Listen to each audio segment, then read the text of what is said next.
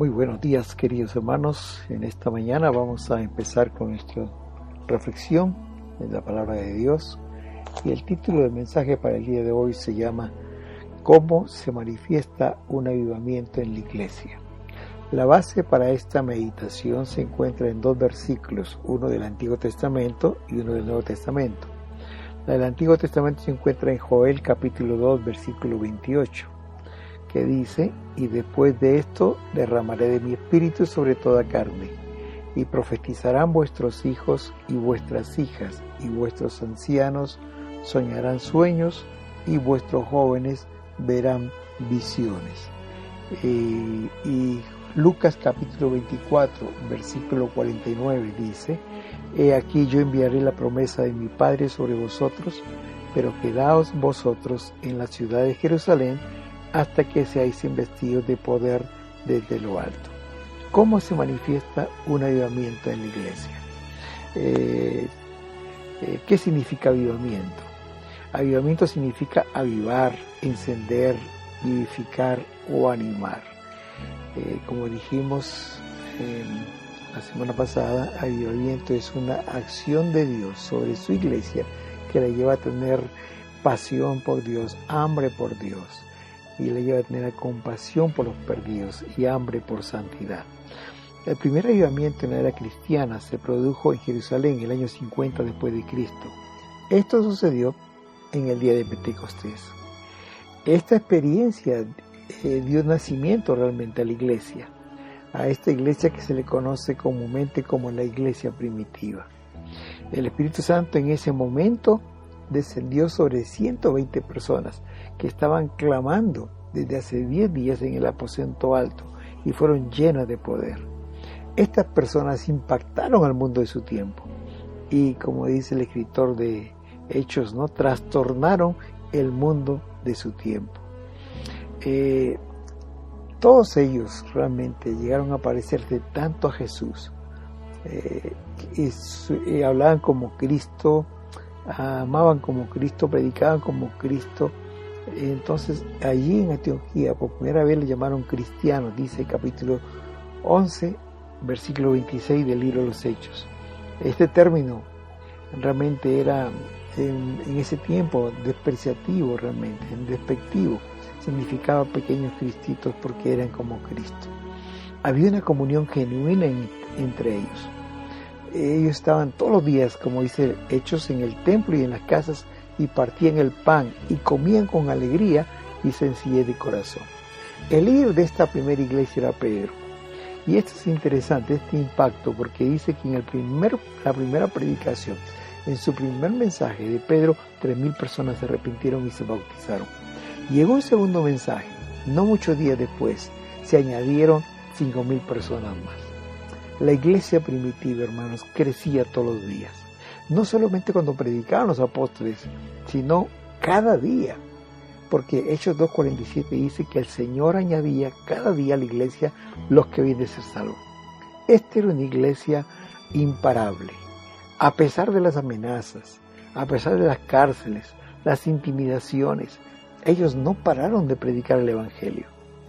Este grupo de personas, queridos, que eran comunes y corrientes, trastornaron al mundo de su tiempo, como dice Hechos 17:6. Y en 35 años llevaron el Evangelio desde Jerusalén hasta la capital del imperio, que era Roma. Lo que más llama la atención de esta iglesia, hermanos, es que ellos no tenían recursos. No había medios en aquel tiempo de transportes adecuados. Tampoco habían pastores. No tenían Biblias, seminarios, recursos económicos. Pero era una iglesia guiada por el Espíritu Santo. Esta iglesia estaba compuesta por hombres y mujeres llenos del Espíritu Santo. Era una iglesia poderosa. Ellos le creyeron a Dios. Jesús le había dicho, yo enviaré la promesa de mi Padre sobre vosotros, pero quédense en Jerusalén hasta que seáis investidos de poder desde lo alto. Eso está en Lucas 24:49. Así era la vida de esta pequeña iglesia ahí, donde se produjo este primer avivamiento. Pero aun cuando este avivamiento en la iglesia primitiva produjo un impacto afuera en la sociedad de su tiempo, con masivas conversiones, 3.000 personas en una predicación, 5.000 en otra. Aun cuando habían demostraciones de poder como milagros, señales, prodigios, aun cuando pasaba todo esto, aun cuando trastornaban al mundo de su tiempo, el primer impacto y el mayor impacto que produjo el avivamiento no fue hacia afuera, sino fue al interior de la iglesia, en la vida de cada creyente.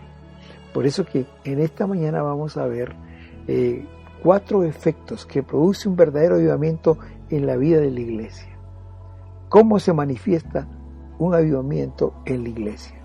En primer lugar, cuando el avivamiento llega a la iglesia, purifica la vida de los creyentes. La primera cosa que hace el Señor cuando da un avivamiento a la iglesia es purifica la vida de cada creyente. Dice Mateo capítulo 3, versículo 11 y 12, que Jesús os bautizará con el Espíritu Santo y fuego. Dice que su aventador está en su mano y limpiará su era, y quemará la paja en fuego que nunca se apaga. Me llama la atención en este versículo de 3 cosas. En primer lugar, dice que cuando el Espíritu Santo venga, cuando venga el avivamiento, que no es otra cosa que el derramamiento del Espíritu Santo en la iglesia, en primer lugar, bautizará con el Espíritu Santo y fuego. Me llama la atención la palabra fuego porque uno de los significados que tiene la palabra fuego es purificación. El fuego se utiliza para purificar los metales, como dice el apóstol luego de más adelante, dice purifica, la fe se purifica como el oro, él hace más puro el fuego. En segundo lugar dice limpiará su era. Aquí significa limpiará su iglesia, su rancho, su finca, limpiará lo que es de él. Y en tercer lugar, este versículo dice, quemará la paja en fuego, es decir, limpiará aquello que está estorbando la bendición de Dios en su iglesia. Interesante que días antes que llegara el Espíritu Santo sobre los 120 reunidos en el aposento alto, había carnalidad en los discípulos. Ellos a veces se peleaban entre ellos, se disputaban quién sería el mayor. El temperamento de algunos de ellos era incontrolable. Eran impetuosos, eran coléricos. No podían orar ni siquiera una sola hora. Además de eso, eran temerosos. Por ejemplo, Judas le traicionó, Pedro le negó 3 veces y todos huyeron, dejando solo a Jesús cuando fue apresado. Pero, queridos hermanos, y aquí está la diferencia, cuando vino el Espíritu Santo sobre ellos, todos fueron transformados. Porque la primera obra que sucede cuando el avivamiento llega a la iglesia es quemar la paja, es decir, aquello que no le agrada a Dios. Él purifica su iglesia de todo pecado y no podemos ocultar nada delante de Dios. Él traerá convicción de pecado sobre su iglesia, es la primera cosa que Él hace. Cada avivamiento, hermanos, ha sido precedido por búsqueda de Dios por medio de la oración, el ayuno, la palabra de Dios. Es decir, estando buscando la presencia de Dios. Y es cuando estamos en la presencia de Dios que podemos ver nuestra real dimensión. Ahí nos podemos ver tan pequeños, tan insignificantes que somos. Y aún más nos vamos a sentir indignos de su presencia. ¿Por qué? Porque la luz del Señor va a descubrir todas nuestras faltas. Cuanto más nos acercamos a la luz, se revelan más nuestros pecados. Nuestros pecados, por más pequeños que sean, serán agrandados, serán aumentados ante los ojos de Dios y también los nuestros. Queridos hermanos, la mayoría de nosotros, o casi todos nosotros, ya hemos sido perdonados por Jesús.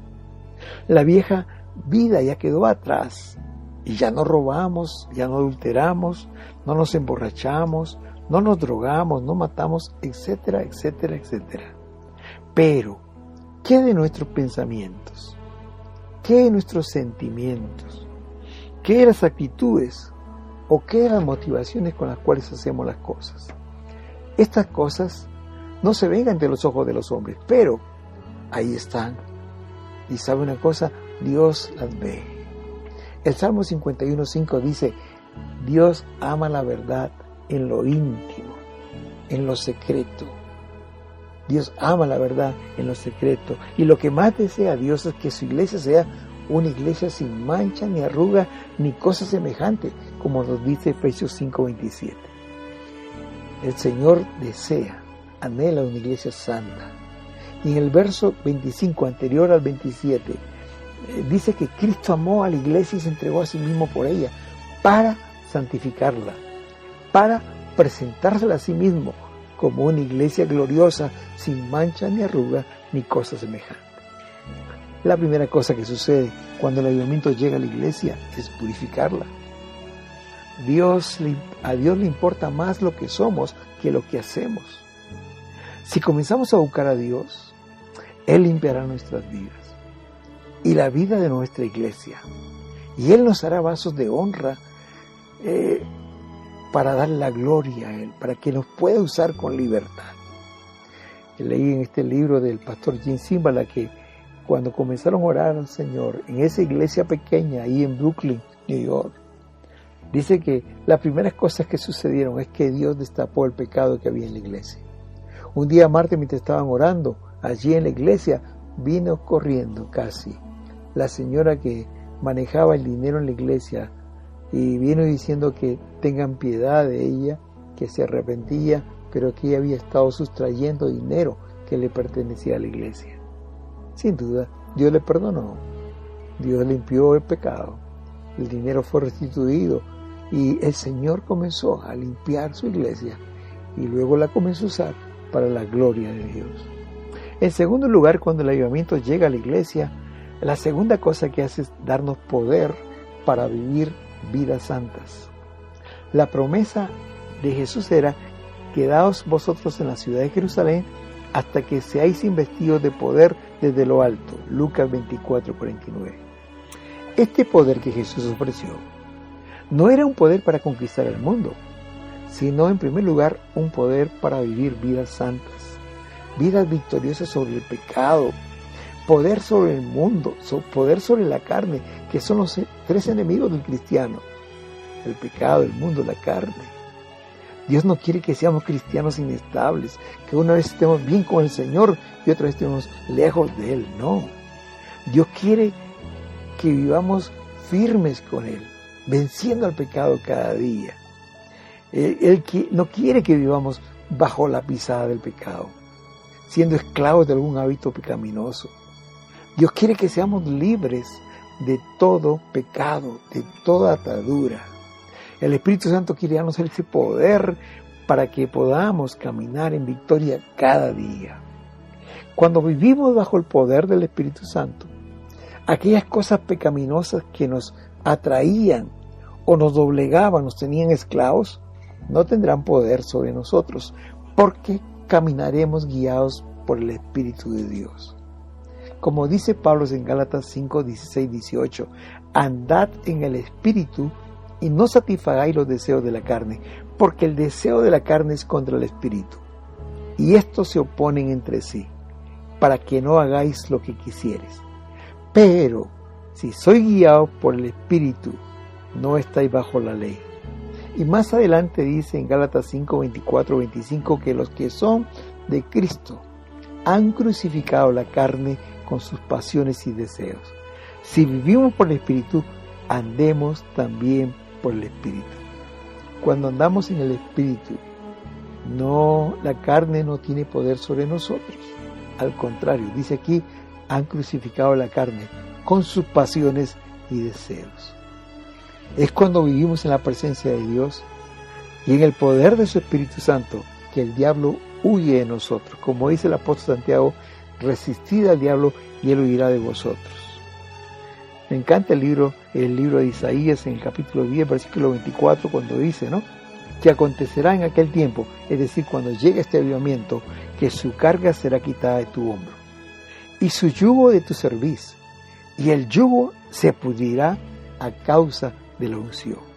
Queridos hermanos, nuestra fortaleza espiritual se derive de una una vida de comunión diaria con el Señor, que nos da de su Espíritu Santo. Hay una frase que me gusta y dice que el diablo no está tan preocupado cuando trabajamos para Dios, pero tiembla cuando estamos de rodillas, porque es cuando estamos de rodillas ante Dios que su poder reposa en nosotros. El poder que recibieron los discípulos en el Pentecostés, en primer lugar, no fue para conquistar el mundo, sino para conquistarse a ellos mismos. Es por esa razón que ellos fueron transformados radicalmente y radicalmente transformaron el mundo de su tiempo. Por ejemplo, Jacobo, a quien llamaban hijo del trueno por su carácter explosivo, llegó a ser un hombre pacífico, un hombre manso, llegó a ser el líder de la iglesia primitiva, y él murió asesinado por Herodes. Pedro, quien había negado a Jesús 3 veces por miedo a los judíos, él se paró frente a aquellos que crucificaron a Jesús, y en la primera predicación le dice: ustedes crucificaron al autor de la vida. Ya no era un hombre temeroso, ahora él era un hombre valiente que podía testificar del Señor Jesús. A los discípulos les dijeron por primera vez cristianos en Antioquía, dice Hechos 11:26, porque saben que, hermanos, se parecían a Jesús, hablaban como él, predicaban con él, como él, amaban como él amó. El libramiento que Dios trae sobre su iglesia nos da poder de vidas santas, parecidas a la de Jesús, vidas victoriosas sobre el pecado, vidas realmente transformadas, que es lo que el Señor desea, una iglesia santa. Andrés Murray decía que un hombre santo es un arma poderosa en las manos de Dios. En primer lugar, cuando el avivamiento llega, purifica la vida del creyente. En segundo lugar, cuando el avivamiento llega, da poder para vivir una vida victoriosa sobre el pecado. En tercer lugar, cuando el avivamiento viene sobre la iglesia, da poder para ser testigos de Jesucristo. Hechos 1:8 dice: recibiréis poder cuando haya venido sobre vosotros el Espíritu Santo, y me seréis testigos en Jerusalén, en Judea, Samaria y hasta lo último de la tierra. Necesitamos, hermanos, el poder de Dios para ser testigos. Y estoy convencido que cuando seamos o cuando somos llenos del Espíritu Santo, no tendremos que hacer mucho esfuerzo para que las personas lleguen al conocimiento de Dios, sino que se cumplirá lo que dice Hechos 2:47, que el Señor es el que va a añadir a la iglesia cada día los que han de ser salvos. Hermanos, cuando el avivamiento llega, la evangelización se va a convertir en un estilo de vida de la iglesia y no un evento evangelístico. Es un estilo de vida donde cada creyente es un testigo de Jesucristo. Me impresiona cómo los líderes de la iglesia naciente tenían una gran visión sobre el crecimiento de la iglesia, y ellos aprovechaban cada oportunidad. Recuerdan cuando sucedió el bautismo del Espíritu Santo ahí en el Pentecostés. Pedro aprovechó esta oportunidad. ¿Por qué? Porque se agolpó una gran multitud que vinieron a ver qué pasaba ahí, y Pedro predicó, y en esa predicación 3,000 personas aceptaron a Jesús. Cuando Pedro fue a la oración a las 3 de la tarde, dice que sanó a un cojo de nacimiento que estaba en la puerta del templo. Y enseguida la gente se amontonó. Y en esta oportunidad Pedro les predicó y 5,000 personas creyeron. Aun cuando en ese momento fue tomado preso y fue llevado a la cárcel, dice que les predicó a los gobernantes y a aquellos que los interrogaban. Y él les dijo, Pedro les dijo: juzgad vosotros si es justo obedecer a Dios o a ustedes, porque no podemos dejar de decir lo que hemos visto y oído. Ellos eran testigos de Jesucristo. Y dice la Biblia en Hechos capítulo 5 que el número de ellos, de los discípulos, crecían en gran manera. Ya no los contabilizaban porque el crecimiento era grande. La iglesia primitiva llevó el evangelio desde Jerusalén a Roma en 35 años. Realmente llenó todo el mundo conocido de su tiempo con el evangelio. Pablo dice ahí en Romanos 15:19, de manera que desde Jerusalén y por los alrededores hasta Ilírico, todo lo he llenado del Evangelio de Cristo. Perdón, la cita es Romanos 1:19. De manera que desde Jerusalén y por los alrededores hasta Ilírico, todo lo he llenado del Evangelio de Cristo. Ilírico fue una provincia romana en los tiempos del imperio. Desde Jerusalén hasta Roma lo llenaron con el Evangelio. Cuando la iglesia está avivada, queridos, por su Espíritu Santo, cualquier estrategia va a dar resultado, porque la presencia de Dios trae convicción de pecado y de justicia. Leí hace algunos años algo que impactó en mi vida, y la historia de un avivamiento que sucedió en Nueva York en el año 1857. Este avivamiento fue producido por un hombre llamado Jeremías Lampier. Este hombre, dicen los historiadores, que fue un hombre de negocios, pero que se convirtió al cristianismo, y él tomó el rol de pastor y le estaba pastoreando una iglesia en el centro de Nueva York, pero una iglesia que no tenía gente, y él estaba abrumado, estaba preocupado. La sociedad en la cual se encontraba en ese tiempo, en los años 1850 en adelante, era una sociedad donde el materialismo era muy marcado, el ocultismo, el espiritismo, esto era cosa muy común. El ateísmo cada vez ganaba más fuerza, el no creer en Dios. La inmoralidad sexual, el amor libre, estaba muy difundido. La corrupción moral y política, el soborno, era una práctica común. Era una sociedad enferma.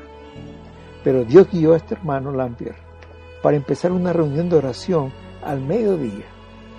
La iglesia quedaba en un tercer piso, pero en la parte de abajo él puso un letrerito. Este letrero decía lo siguiente: reunión de oración desde las 12 hasta la 1 del mediodía. Deténgase 5, 10 o 20 minutos o toda la hora, según su tiempo lo permita. Algunos historiadores dijeron que lo puso al mediodía porque en la noche la gente no iba a la iglesia y porque en mediodía la gente salía a almorzar y podía entrar a orar. Las primeras semanas nadie fue, él estaba solo y él pensaba que se había equivocado en la estrategia que Dios le había dicho. Pero en los días siguientes comenzaron a asistir. Por un tiempo hubieron 5 que oraban cada día, pero después fueron 20, 40 y llegaron a tener reuniones hasta de 3,000 personas. Pero lo hermoso de esto, queridos, es que no solamente ahí, sino que en todo el país se comenzaron a extender estos grupos de oración. Solo en Nueva York dicen que en 9 meses se convirtieron 50,000 personas. Debemos tomar en cuenta que en ese tiempo, 1850, había 800,000 personas que vivían en Nueva York. Casi un 6% de la población entregó su vida a Jesús. Dice un historiador de esa época lo siguiente, y me gustaría leer textualmente lo que dice.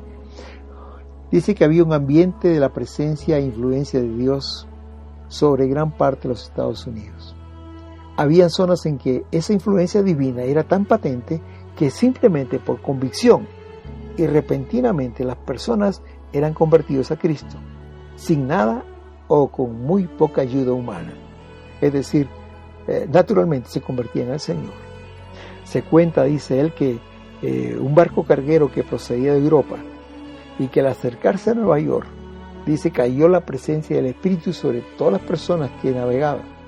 Casi todos, para cuando tocaron tierra, cuando pisaron el suelo de Nueva York, habían entregado sus vidas a Jesús sin que nadie les predicara.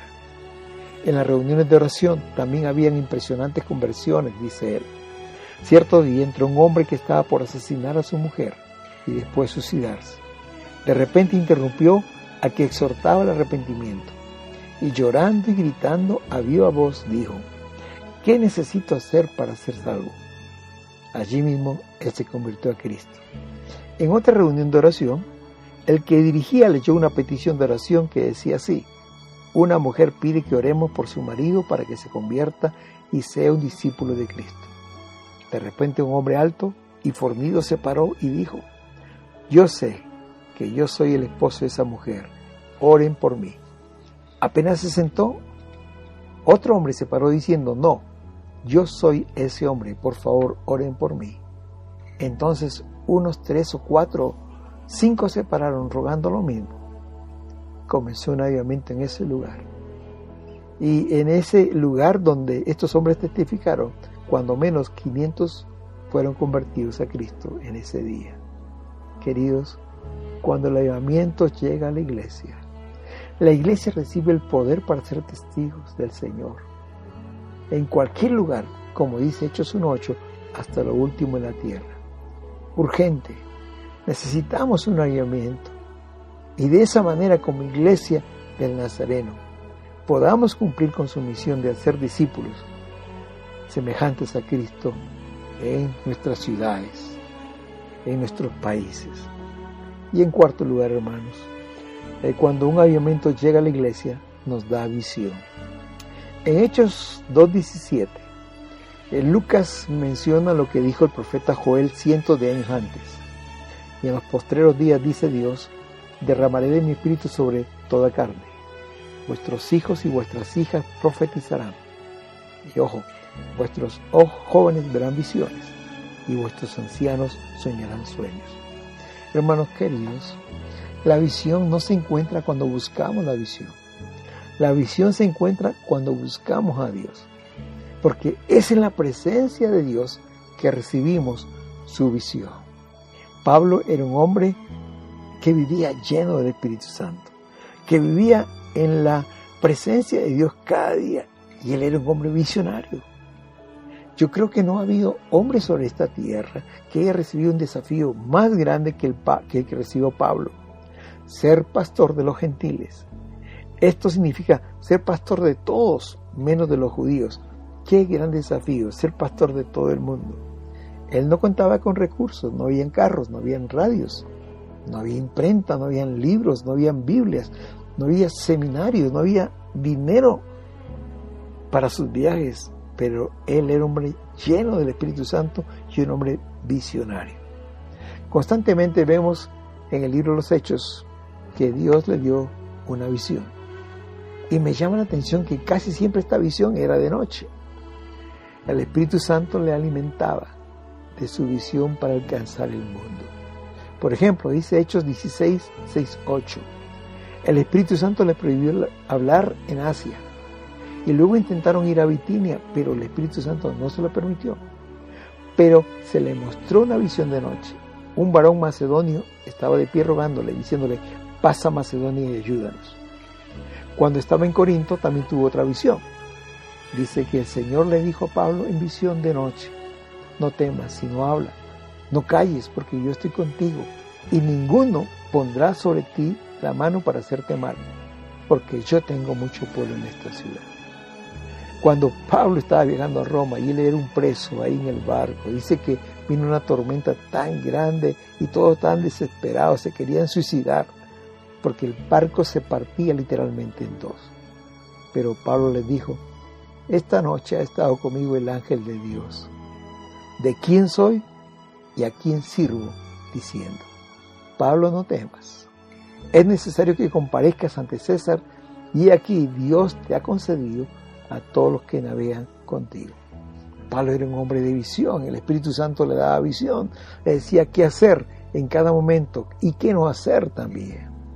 Hermanos, cuando el Espíritu Santo viene, cuando hay un avivamiento en la iglesia, Él da la visión a su iglesia y Él da la visión a sus siervos, a sus hijos. El hermano Címbala, el pastor de la iglesia de Brooklyn, dice que casi pocos programas de su iglesia han salido producto de un debate cuando los líderes estaban reunidos. Él dice: la mayoría de nuestros ministerios en la iglesia no se han iniciado a partir de una idea brillante en una reunión de pastores. Estos ministerios han sido revelación de Dios cuando alguien estuvo de rodillas en la presencia de Dios. Saben, queridos, Dios tiene una visión para esta iglesia. Dios tiene una visión para tu vida. Dios tiene una visión para tu ministerio, pero necesitamos vivir cada día en su presencia y en el poder del Espíritu Santo, y podemos allí, en su secreto, percibir lo que Él quiere hacer a través nuestro. Y lo hermoso es todo esto, hermanos queridos. Realmente no es que tengamos que hacerlo nosotros, sino Él a través de nosotros. Dios tiene una visión y el avivamiento trae esa visión. ¿Sabe una cosa, hermano querido? Dios no improvisa. Cuando Él llama a alguien, Él tiene una visión ya. Cuando llamó a Abraham lo veía como el padre de multitudes. Cuando llamó a José lo veía como un libertador, un gobernador de Egipto, aun cuando él era un muchachito. Cuando Dios llamó a Moisés, Él ya lo veía como el gran libertador del pueblo de Israel de Egipto, que había estado esclavo por 400 años. Cuando Dios llamó a Pablo, lo llamó para ser el apóstol, el predicador de los gentiles. Dios te llamó a ti. Dios me llamó a mí. Yo estoy seguro que Dios tiene una visión para nosotros. Dios permitió que esta iglesia fuera levantada. Él tiene una visión para nuestra iglesia, pero requiere que vivamos en su presencia y que seamos llenos del Espíritu Santo. Hermanos, cuando el avivamiento llega a la iglesia, en primer lugar, Él purifica nuestras vidas. Él purifica las vidas de cada uno de los hermanos de la iglesia. Él transforma radicalmente nuestras vidas a una vida de santidad. Él nos da hambre de santidad. En segundo lugar, cuando el Espíritu Santo viene, cuando el avivamiento llega a la iglesia, nos da poder para tener victoria sobre el pecado, sobre el mundo, sobre la carne. Ya no seremos esclavos de ningún hábito pecaminoso, porque ese yugo, dice la palabra de Dios, se pudrirá a causa de la unción, a causa de la presencia de Dios. Ese yugo se pudrirá y la carga será quitada de nuestros hombros. Cualquier hábito pecaminoso, cualquier esclavitud será quitada. Cuando el avivamiento llega a la iglesia, nos dará poder para ser fieles testigos de Cristo, para impactar el mundo que nos rodea, cada uno de nosotros. Muchos hermanos queridos conocerán a Cristo a causa de nuestro testimonio. Nuestro testimonio hablará más fuerte que nuestras palabras. Y cuando el Espíritu Santo, cuando el avivamiento llega a la iglesia, dice, como decía el apóstol Joel, veremos visiones, soñaremos sueños, tendremos una renovada visión de lo que Dios quiere hacer con esta iglesia, pero también con cada uno de sus vidas, cada una de las vidas personales de los creyentes. Estas 4 cosas, queridos, la produce un avivamiento cuando llega a la iglesia. Las 2 primeras producen una transformación en la vida del creyente en su relación con Dios, la pureza del corazón, la victoria sobre el pecado. Pero las otras 2 producen un impacto en la vida del creyente, sí, pero en relación con el mundo que nos rodea. Es decir, nos da poder para ser testigos y también nos da visión de cómo alcanzar el mundo para Cristo. Por eso Lucas decía en capítulo 24, versículo 49, «He aquí yo enviaré la promesa de mi Padre sobre vosotros, pero quédense en la ciudad de Jerusalén hasta que seáis investidos de poder desde lo alto». Saben, queridos hermanos, esta promesa preciosa no solamente es para la iglesia primitiva, sino también es para nosotros hoy, ahora. Los discípulos obedecieron al Señor, le creyeron, se fueron a Jerusalén y estuvieron ahí en el aposento santo clamando. Ellos tenían la expectativa que algo iba a pasar. Perseveraron hasta que el Espíritu Santo fue derramado sobre ellos y se produjo este primer avivamiento. Queridos hermanos, la demanda para nosotros hoy es la misma. Busquemos el avivamiento. Clamemos para que Dios derrame ese avivamiento en nuestra iglesia. Pero clamemos con fe y expectativa. Cada martes a las 5 de la mañana estamos reunidos orando por un avivamiento. Únete a nosotros con este mismo clamor, querido hermano. En este día quiero decirte, hermano, que si Dios lo prometió, Él lo hará. Dios quiere derramar su Espíritu sobre nosotros. La promesa de Joel, capítulo 2, versículo 28, es muy clara. Él dice que después de esto derramaré mi Espíritu sobre toda carne y profetizarán vuestros hijos y vuestras hijas y vuestros ancianos soñarán sueños y vuestros jóvenes verán visiones. Habrá predicación de la palabra, habrá sueños por alcanzar, habrá visiones que vienen del mismo corazón de Dios. Y como dice el profeta Isaías en el capítulo 44, versículo 3, que es la promesa de Dios para nosotros. yo derramaré mi espíritu sobre tu generación. Y como ustedes saben, hermanos queridos, el lema para nuestra iglesia durante este año es: Señor, hazlo otra vez, hazlo otra vez. Como decía Habacuc en capítulo 3, versículo 2, oh Señor, aviva tu obra en medio de los tiempos. En medio de estos tiempos, hazla conocer, para que tu gloria cubra los cielos y la tierra, nuestra ciudad, se llene de tu alabanza. Para que toda la gente que habita nuestra ciudad se llene del conocimiento del Señor. Queridos, estas promesas son para nosotros. Obedezcamos, creámosla y busquemos la presencia de Dios como nunca antes lo hemos hecho. Oremos, hermanos. Padre amado, gracias por tu palabra. Gracias por el ejemplo de esta iglesia preciosa, la iglesia primitiva. Todo lo que hiciste a través de ella, Señor, te damos gracias. Gracias por lo que hiciste en Nueva York, ahí en 1857, Señor, en que un hombre, renovado por tu Espíritu, trajo un avivamiento en tu iglesia que impactó el mundo de su tiempo. Ayúdanos, Señor, aquí estamos. Me uno con mis hermanos para pedirte un avivamiento. Señor, hazlo otra vez entre nosotros. Purifica nuestros corazones, Señor. Que no haya nada en nuestras vidas que impida tu bendición. Señor, te pedimos en esta mañana que nos des poder de tu Espíritu Santo para tener una vida victoriosa sobre el pecado, sobre el mundo, sobre la carne. Señor, hoy danos el poder de ser testigos, Señor, para que nuestros labios se abran, para que nuestras vidas testifiquen de tu amor, Señor, y mucha gente llegue al conocimiento tuyo, Señor. Y también te pedimos que, Señor, tu visión sea dada a nuestras vidas. Mientras que estamos en tu presencia, tú puedes revelar tu visión a nosotros, Señor. Y te damos las gracias, Padre, por lo que tú harás con tu iglesia. Porque la iglesia de hoy no será igual a lo que tú nos darás. Tú nos darás una iglesia preciosa, brillante, llena de tu Espíritu Santo, que haga discípulos semejantes a Jesús en nuestra ciudad. Gracias, Padre, en el nombre de Jesús. Amén y amén.